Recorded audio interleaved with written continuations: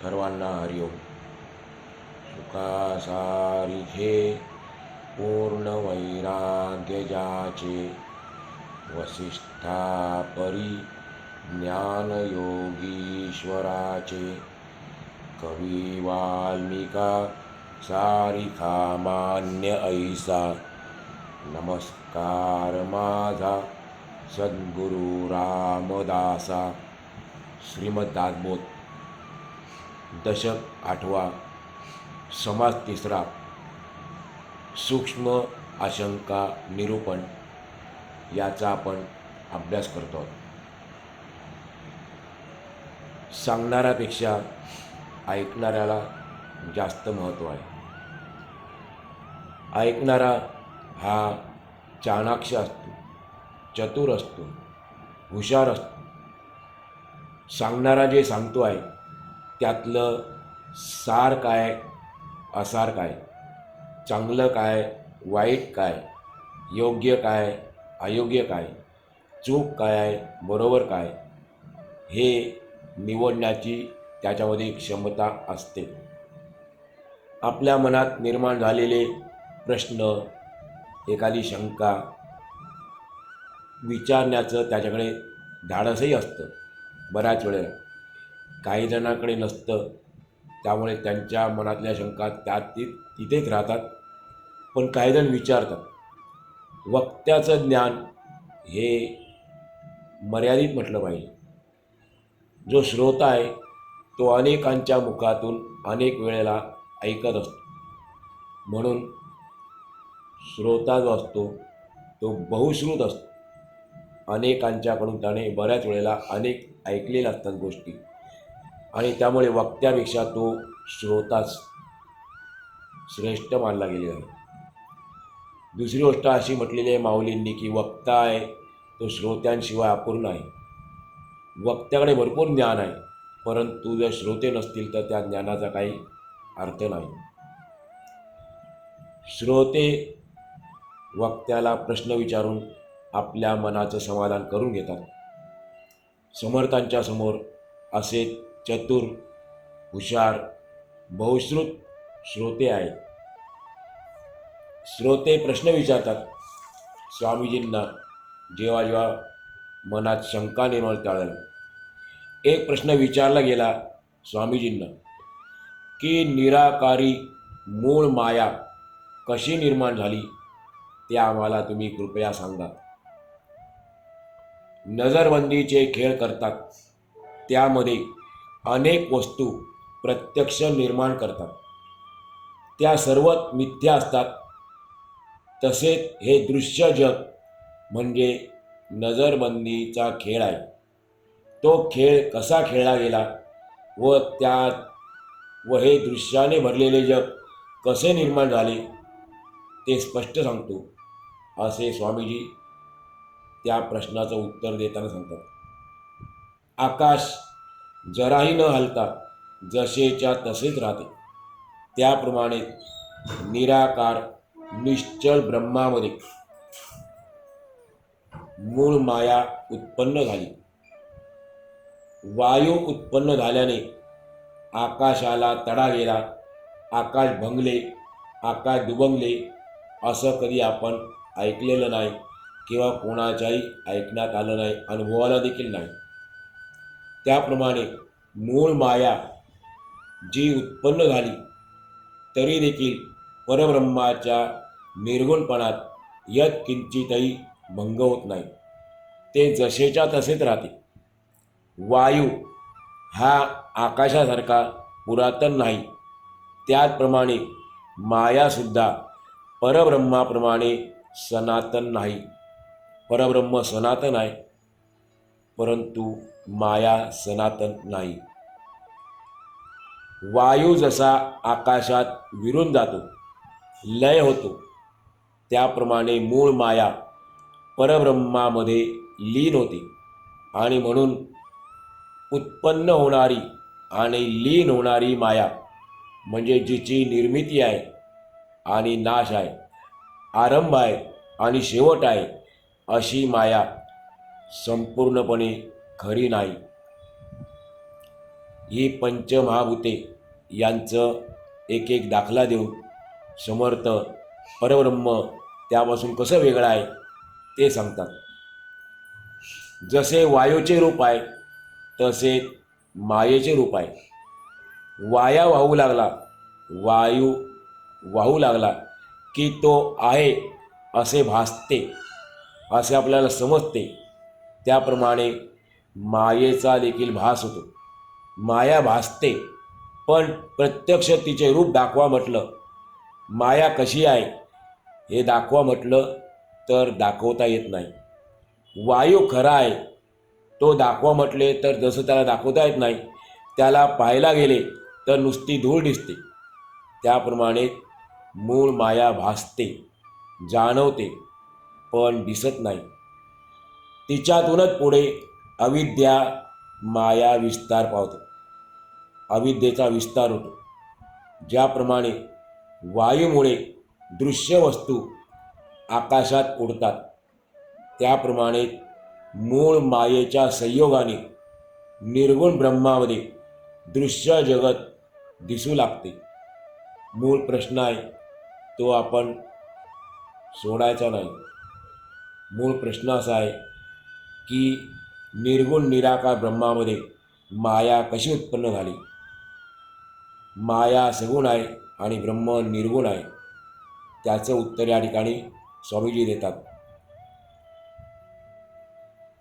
वायूमुळे दृश्य वस्तू आकाशात उडतात, त्याप्रमाणे मूळ मायेच्या संयोगाने निर्गुण ब्रह्मामध्ये दृश्य जगत दिसू लागते. आकाश स्वच्छ असते, निरभ्र असते, पण त्यामध्ये अचानक ढग येतात. त्याप्रमाणे मूळ परब्रह्म एक जिन्सी आणि निर्मळ असते. त्यामध्ये मायेमुळे दृश्य जगाचा देखावा दिसू लागतो. वास्तविक आकाशात मुळातच काहीही नसते, पण मूळ मायेमुळे दृश्य जगताचा देखावा दिसू लागतो.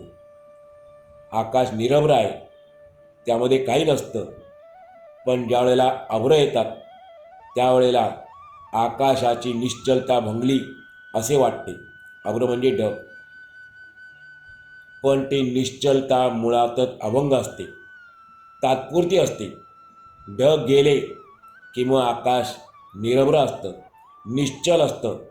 त्याचप्रमाणे मूळ माया प्रकट झाल्यानंतर निर्गुण परब्रह्म सगुण झाल्यासारखे वाटते. खरं ते निर्गुणच असते, पण ते मायेमुळे आपल्याला सगुण झाल्यासारखे वाटते.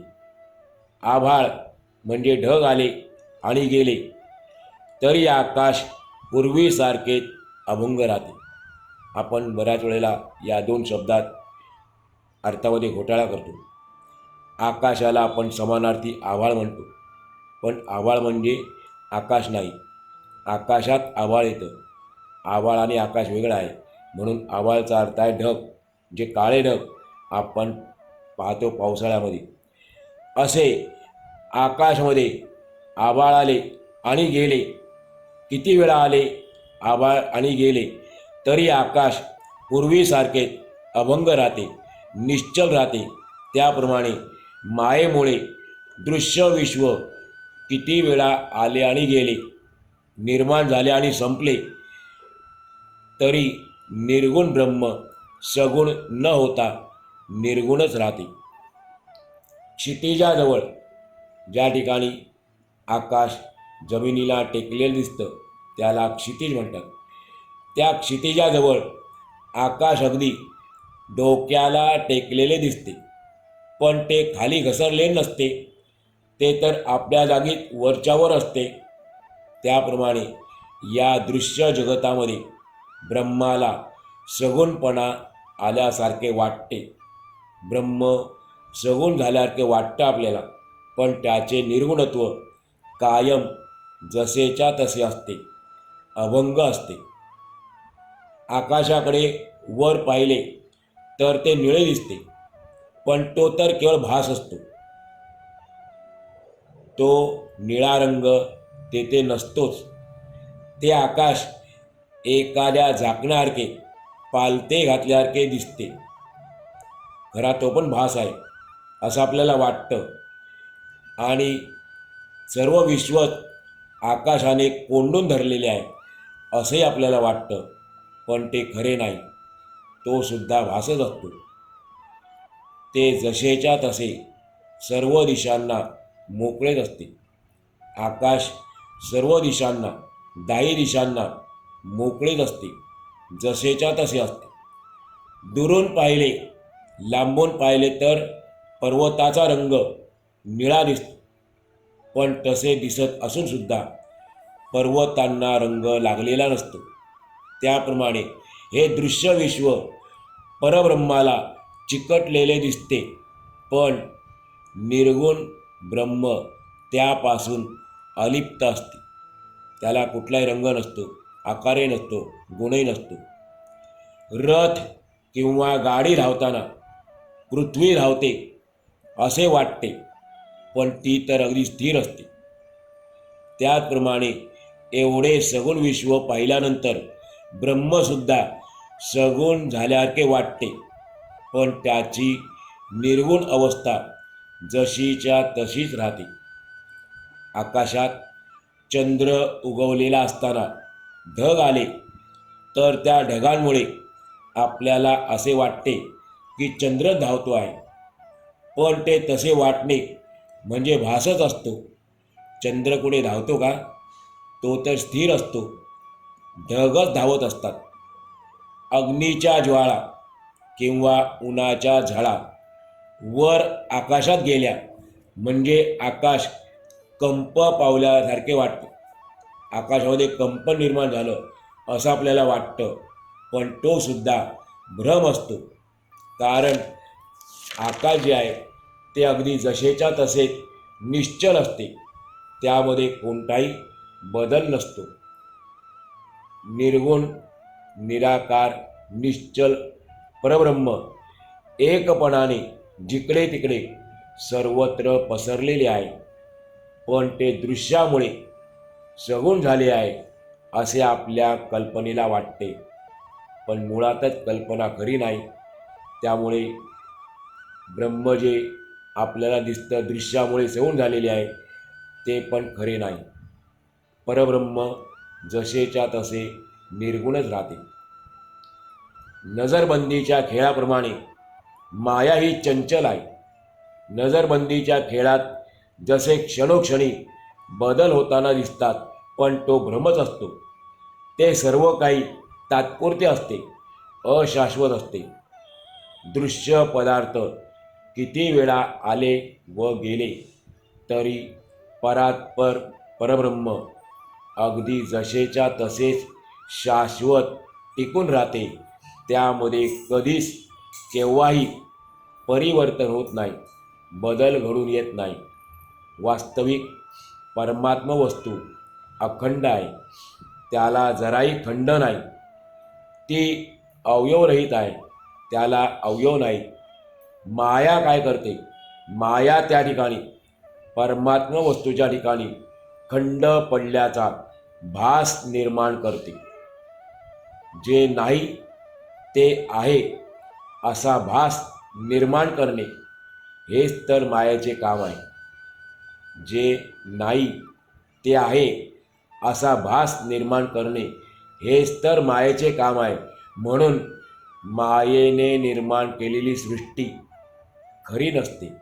वास्तविक पाहिलं तर मायेला स्वतःचे अस्तित्वच नाही, तरी ती खऱ्यासारखा भास निर्माण करते. आत्तापर्यंत केलेल्या विवेचनावरून आपल्या सर्वांच्या ध्यानात आलेच असेल की परमात्म वस्तू पाहण्याआधी आपल्याजवळ अतींद्रिय दृष्टी पाहिजे. या चर्मचक्षूंनी ज्या डोळ्यांनी आपण ही सृष्टी पाहतो त्या डोळ्यांनी आपल्याला परमात्म वस्तू पाहता येणार नाही. त्यासाठी अतींद्रिय दृष्टी पाहिजे. आपली इंद्रिय इतकी दुर्बल आहे की दृश्य वस्तूचे अंतरंग तर राहू द्या, पण त्याचे बहिरंग देखील आपल्या इंद्रियांना धडपणे आकलन करता येत नाही. तर अंतरंगाची गोष्ट सोडून द्या. वस्तू जशी नाही तशी दिसणे याला तर भ्रम म्हणतात. भ्रम म्हणजे काय? वस्तू जशी नाही तशी दिसणे याला भ्रम म्हणतात, याला भास म्हणतात. आपली इंद्रिये पदोपदी आपल्यासमोर भ्रमच निर्माण करतात. म्हणून इंद्रियांना मागे टाकून, म्हणजे दृश्याला मनातून बाहेर काढून जर पाहता आले तरच परमात्म वस्तूचे आकलन होऊ शकेल. मग त्यानंतर हे दृश्य विश्व आणि त्यामध्ये ही इंद्रिये निर्माणच का झाली असा प्रश्न पडतो ना. पण या प्रश्नाचे खरे सांगायचे तर समाधानकारक उत्तर नाही. विश्वाचा भाग मानवी बुद्धीला गुंग करणारे गूढ ते हेच आहे. विश्वाचा जो भाग आहे, विश्वाच्या मागे मानवी बुद्धीला गुंग करणारे गूढ ते हेच आहे. समर्थ सांगतात, माया नावाची परमेश्वराची अचिंत्य शक्ती हे सर्व घडून आणते, इतकेच आपल्याला सांगता येऊ शकते. अचिंत्य म्हणजे ज्याचं चिंतन करू शकत नाही अशी माया आहे. परमेश्वराची अचिंत्य शक्ती आहे आणि तीच हे सर्व घडवून आणते. आपल्याला एवढंच त्या प्रश्नाचं उत्तर देता येईल. आभाळाप्रमाणे ब्रह्मामध्ये माया निर्माण झाली तरी ब्रह्मरूप जसेच्या तसे निर्गुण राहते. ब्रह्माच्या ठिकाणी अहम अशी जी स्फूर्ती उत्पन्न होते ती माया होय. गुणमायेचा हा सारा खटाटोप चालतो. माया कशी आहे? गुणांनी बनलेली आहे, त्रिगुणात्मक आहे. म्हणून म्हटलेलं आहे गीतेमध्ये, त्रिभिर्गुणमयेर भावई एवी सर्वमिदं जगत मोहितम नावी जानाती. या मायेने, त्रिगुणात्मक मायेने या सर्व विश्वाला मोहून टाकलेला आहे. तर गुणमायेचा हा सारा खटाटोप चालतो. त्याचा व निर्गुण स्वरूपाचा काहीच संबंध नसतो. ब्रह्माच्या स्वस्वरूपाच्या आधारावर ही उद्भव आणि लयरूपी घडामोड होत असते. एखाद्याची दृष्टी भांबावली म्हणजे त्याला आकाशात ढगांचे खरे नसलेले आकार किंवा सेना वगैरे गोष्टी खऱ्या भासू लागतात. पण ते तर मिथ्याच असतात. मग खऱ्या का भासतात? दृष्टी भांबावली असल्या कारणाने. म्हणून स्वामीजी म्हणतात, अशा प्रकारे मायेचा खेळ कसा मिथ्या असतो ते तुम्हाला सांगितले.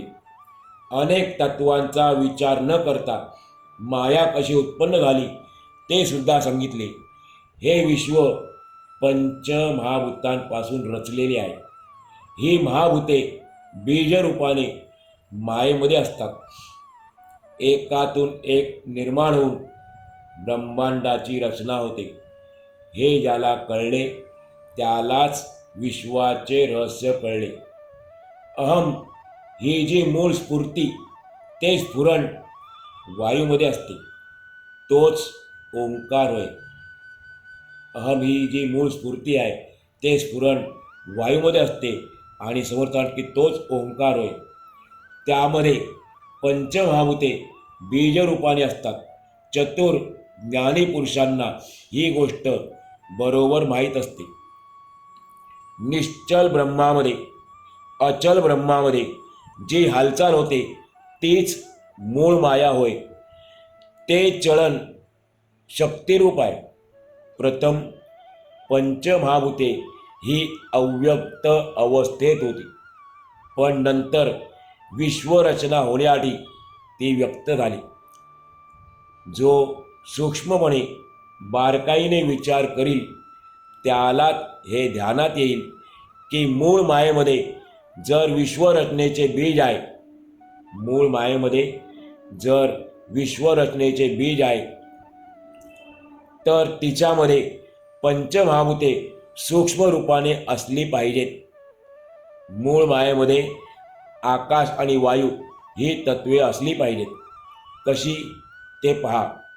शब्द हा आकाशाचा गुण आहे. आपण जे ऐकतो ते आकाश असल्या कारणाने आपल्याला शब्द ऐकायला येतात. शब्द हा आकाशाचा गुण आहे. म्हणून अहम हे स्फुरण ओंकार नादरूपाने प्रकट झाले. त्यानंतर चलन हा वायूचा गुण आहे. म्हणून मी एक आहे, मी अनेक व्हावे अशी इच्छा निर्माण झाली. बल हा तेजाचा गुण आहे. बल म्हणजे शक्ती, हा तेजाचा गुण आहे.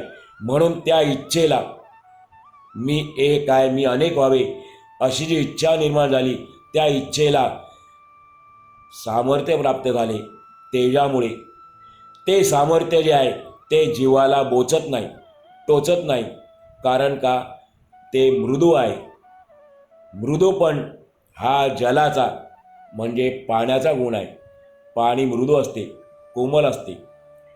हा सर्व खेळ जडद्रव्याच्या आधाराने चालतो. जडत्व हा पृथ्वीचा गुण आहे. अशा रीतीने पंचमहाभूते सूक्ष्मपणे आणि अव्यक्तपणे मूळ मायेमध्ये वास करतात, म्हणजे राहत असतात. ही पंचभूते व्यक्त असताना काय किंवा अव्यक्त असताना काय एकमेकांपासून वेगळी राहू शकत नाही. ती एकमेकांमध्ये मिसळलेली असतात. हे विश्वरचनेकडे सूक्ष्म दृष्टीने पाहिले तरच लक्षात येईल. पंचमहाभूते पोटात असलेली ही माया, म्हणजे जिच्या पोटात ही पंचमहाभूते आहेत, ती माया संपूर्ण विश्वामध्ये पसरलेली आहे. मूळ मायेच्या बुडाशी जाऊन पहा किंवा अविद्यामय भूमंडलावर पहा अथवा स्वर्ग मृत्यू पाताळात पहा, सगळीकडे पंचमहाभूतांचा विस्तार आहे असे आपल्याला आढळून येईल. या बाबतीत एक श्लोक आलेला आहे. स्वर्गे मृत्यौ पाताले वा यत्किंचित सचराचरम सर्व पंचभूतकं राम षष्ठे किंचिन्न दृश्यते. याचा अर्थ असा आहे, हे रामा, स्वर्ग मृत्यू पाताळ किंवा जे थोडे सचराचर आहे, चराचरासहित आहे, ते सारे पंचभूतांनी भरलेले आहे. त्याहून सहावे असे काहीच नाही. सहावे असे कोणते तत्व नाही. आरंभी आणि शेवटी सत्य असे परमात्म स्वरूप आहे. मध्यंतरी पंचमहाभूतांच्या घडामोडी चालतात. मूळ माया पंचभूतात्मक आहे हे श्रोत्यांनी ओळखून पक्के लक्षात ठेवावे. तेव्हा यावर श्रोते शंका घेतात, प्रश्न विचारतात की तमोगुणापासून पंचमहाभूते निर्माण होतात. श्रोता किती बहुश्रुत असतो त्याचं उदाहरण आहे. श्रोत्याला माहीत आहे की 3 गुणापैकी तमोगुणापासून जो तिसरा गुण आहे त्यापासून पंचमहाभूते निर्माण होतात. म्हणून तो सांगतो, मूळ मायेमध्ये त्रिगुणांना स्थानच नाही, मग तेथे पंचभूतांचा उगम कसा होतो? प्रश्न अगदी अतिशय मार्मिक आहे आणि अशा प्रश्नाला मार्मिक उत्तर द्यायला समर्थही तयार आहेत. पण समर्थ म्हणतात, आता या शंकेचे निरसन पुढच्या समासात करूया.